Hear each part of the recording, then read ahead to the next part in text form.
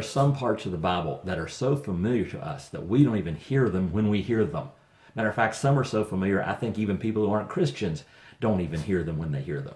And one of those is Psalm 23, because we hear it all the time, and we miss a really important lesson in verse 4. Because Psalm 23 verse 4 says, "Even though I walk through the valley of the shadow of death, I will fear no evil, for you are with me. Your rod and your staff, they comfort me."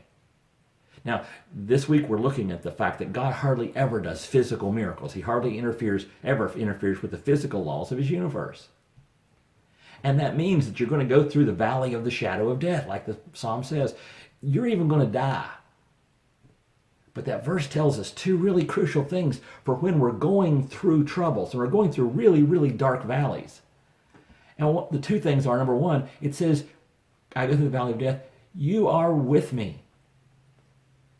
God doesn't leave us alone in trouble.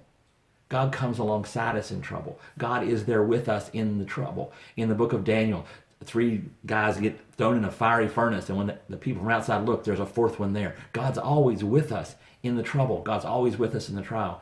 And then the second thing says, you comfort me.